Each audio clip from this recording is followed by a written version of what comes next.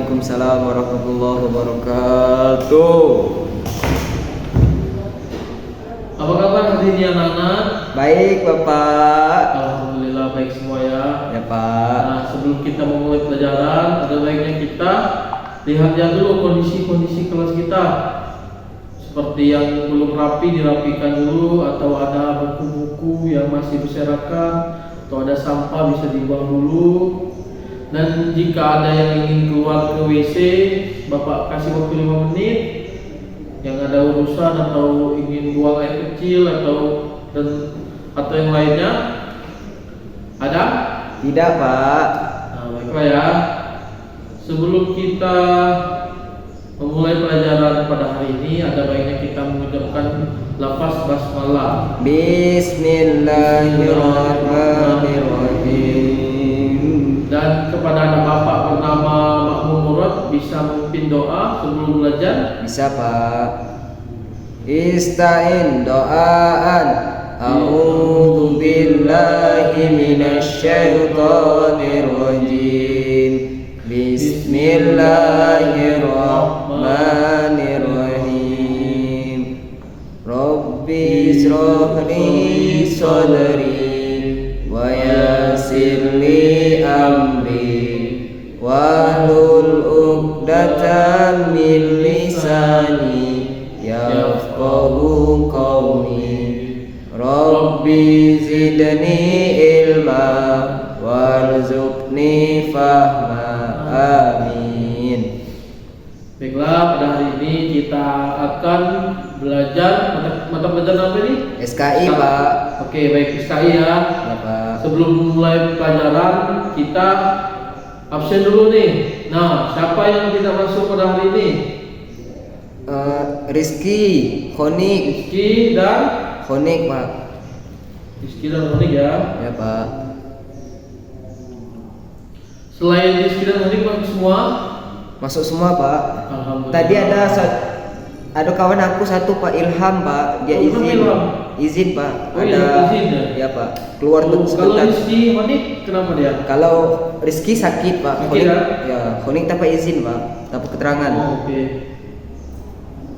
Oke, selain tiga itu masuk semua? Masuk semua Pak. Alhamdulillah. Kita doakan yang ada urusan di luar itu, kita doakan semoga cepat selesai. Amin. Dan berjalan lancar urusannya. Baik Pak. Baiklah, pada hari ini kita akan mempelajari mengenai ilmuwan kimia dan astronomi Islam. Nah, jadi pada pelajaran sebelumnya kita mempelajari mengenai ilmuwan filsafat. Ada yang tahu atau ada yang masih ingat ilmuwan filsafat? Satu saja atau siapa gitu yang tahu tentang materi ilmuwan filsafat minggu kemarin? Lupa Pak. Lupa ya? Ya Pak. Oke, baiklah. Bapak akan memberikan satu ilmu filsafat yang tentang kita materi kemarin, yaitu Ibnu Sina. Wajar ya kita lupa karena minggu kemarin itu kita Idul Adha ya. Ya Pak, Idul Adha. Libur kita. Jadi agak waktunya agak lama dari minggu kemarin ke minggu sekarang ini. Nah, baiklah, kita akan mempelajari ilmuwan kimia dan astronomi Islam. Nah, jadi kontribusi besar para ilmuwan muslim di bidang kimia dan astronomi pada masa Daulah Abbasiyah. Nah, yang pertama yaitu tokoh ilmuwan Islam. Yang pertama yaitu Jabir bin Hayyan. Nah, jadi Jabir bin Hayyan ini merupakan seorang tokoh besar Islam, atau juga bisa disebut Bapak Kimia Muslim. Nah, beliau ini dikenal di Barat sebagai Geber. Lahir di Tus, Khurasan, menetap di Kufah sekitar tahun 776 Masehi. Dan beliau pernah menimba ilmu kepada Khalid bin Yazid bin Muawiyah dan Imam Ja'far As-Shadiq. Nah, jadi dua tokoh ini merupakan tokoh besar Islam juga yang menjadi guru beliau, guru Jabir bin Hayyan ini. Nah, jadi penemuan Jabir bin Hayyan ini yang pertama itu teori logam. Teori logam itu biasanya seperti seng. Logam itu biasanya seperti seng, besi dan tembaga yang dapat diubah menjadi emas atau perak melalui formula khusus. Nah, jadi sebelum kita lanjut materi kita ini, Bapak ada pernah dengar suatu ungkapan logam itu bisa hancur karena kayu basah? Maksudnya tahu nggak apa itu? Apa Pak tadi Pak? Ini ungkapannya itu logam bisa hancur karena kayu basah. Ngerti tidak kalian itu ungkapannya itu? Tidak Pak. Nah, jadi ungkapan itu tuh logam bisa hancur karena kayu basah itu artinya kekerasan itu bisa direndahkan dengan kelembutan. Misalnya ada orang yang marah-marah, gak jelas. Nah, kita tenangkan dengan kelembutan. Kita tanya baik-baik, kenapa, ada apa. Kita tenangkan dia. Jadi kita bisa meredakan kemarahan dia. Jadi logam itu ibarat besi dan kayu basah itu ibarat kelembutan. Logam itu ibarat kekerasan dan kayu basah itu ibarat kelembutan. Oke, lanjut selanjutnya yaitu penemuan Jabir bin Hayyan ini yang kedua yaitu proses kimia. Jadi proses kimia ini menggambarkan secara ilmiah dua proses utama yaitu kalsinasi dan reduksi kimiawi. Nah, yang ketiga yaitu metode laboratorium. Jadi beliau ini menyempurnakan penguapan, sublimasi, peleburan dan kristalisasi. Nah, itulah penemuan Jabir bin Hayyan. Nah, yang selanjutnya tokoh yang kedua yaitu Al-Khawarizmi. Tahu siapa itu Al-Khawarizmi? Tidak. Tahu nggak Al-Jabar? Tahu Al-Jabar? Nah, jadi Al-Jabar itu merupakan satu penemuan dari seorang tokoh ini yaitu Al-Khawarizmi. Jadi beliau ini merupakan tokoh utama matematika Arab dan pengamat astronomi yang dimana beliau ini hidup di masa Khalifah Abdullah Al-Ma'mun dari Daulah Abbasiyah. Nah, jadi nama asli beliau yaitu Muhammad bin Musa Al-Khawarizmi. Lahir di Khawarizm, Uzbekistan pada tahun 780 Masehi. Nah, jadi salah satu pemikir Islam terbesar yang pengaruhnya melampaui para ilmuwan abad pertengahan lainnya, menyusun tabel astronomi tertua dan menulis karya-karya penting tentang aritmetika serta aljabar. Nah, lanjutnya yaitu ada satu kitab yang disusun oleh beliau. Yang pertama Al-Mukhtasar fi Hisab Al-Jabar wal Muqabalah. Nah, jadi penemuan-penemuan beliau seperti kitab ini dan juga Al-Jabar ini merupakan karya monumental Al-Khawarizmi yang menjadi fondasi ilmu aljabar modern pada zaman modern saat ini. Di pelajaran matematika kalian sudah belajar aljabar? Belum, Pak. Belum ya? Oke. Kita lanjut yaitu karya utama Al-Khawarizmi yaitu aturan posisi salah. Nah, maksudnya apa ini?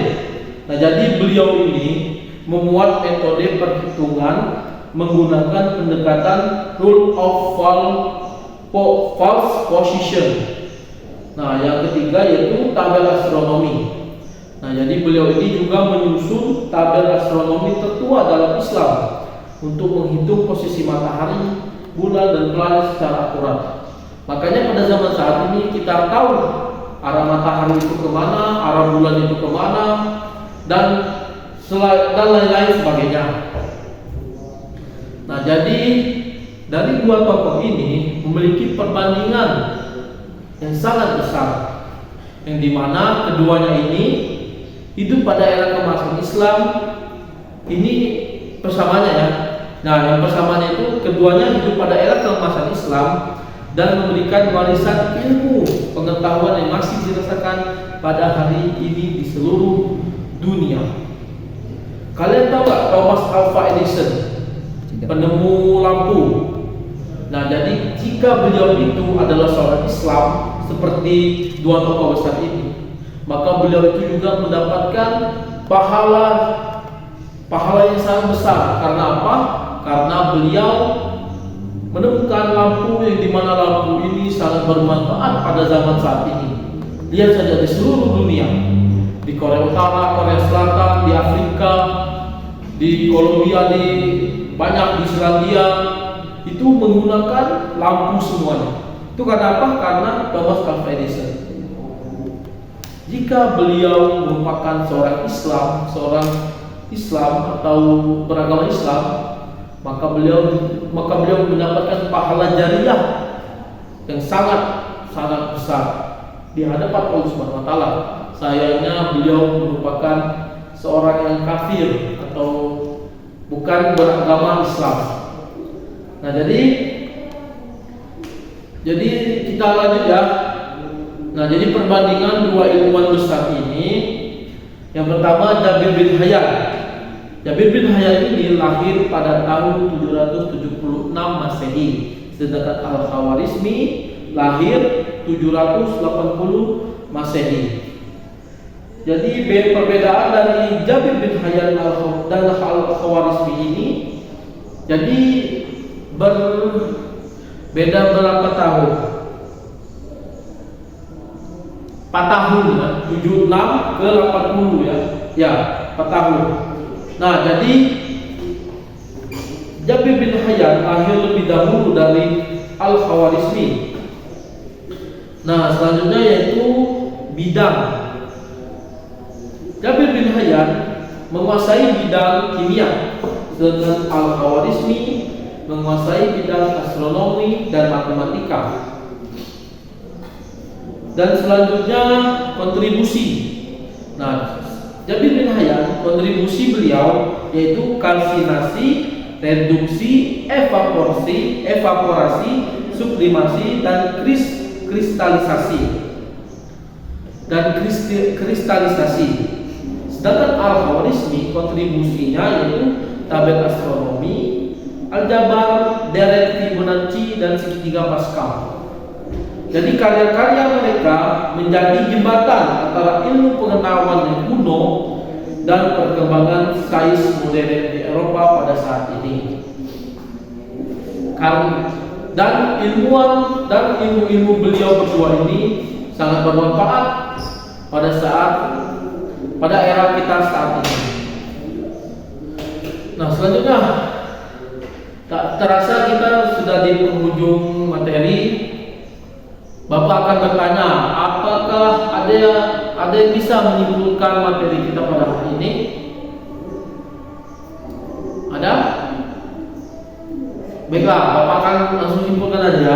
Jadi Jabir bin Hayyan dan Al-Khawarizmi ini merupakan dua tokoh Islam dan merupakan bukti nyata kejayaan intelektual Islam pada masa Daulah Abbasiyah.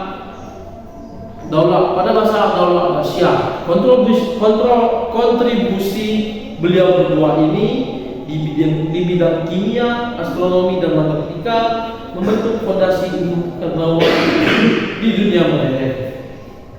Kenapa sih orang-orang Islam dulu pintar-pintar dan banyak melahirkan ilmuwan-ilmuwan, sedangkan pada saat ini jarang, malahan tidak ada satupun yang menjadi ilmuwan? Malah kita memakai teknologi dari orang-orang barat sana. Karena pada zaman dahulu orang-orang itu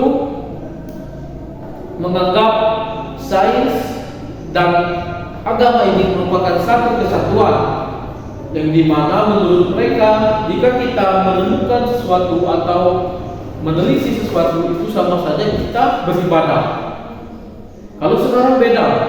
Sekarang pelajaran agama, pelajaran yang non agama. Jadi kita itu semangatnya ini setengah-setengah. Dan selanjutnya juga orang-orang dulu juga mereka di ini apa namanya, selalu didukung oleh pemerintahnya. Kalau sekarang, waduh, pemerintah kita aja susah, ngomongnya gimana ya? Yaudah, mungkin itu saja pertemuan kita pada hari ini mengenai ilmu kimia dan astronomi Islam. Nah, nanti Bapak ada tugas. Nanti Bapak kirim di grup. Kalian kerjakan dan kumpulkan minggu depan ya. Baik Bapak. Nah, kita akhiri pelajaran kita pada hari ini dan mengucapkan lafaz hamdalah. Alhamdulillahirabbil alamin dan doa kifaratul majelis. Subhanakallahumma wa bihamdika asyhadu an la ilaha illa anta astaghfiruka wa atubu ilaik. Bapak akhiri, assalamualaikum warahmatullahi wabarakatuh. Waalaikumsalam warahmatullahi wabarakatuh.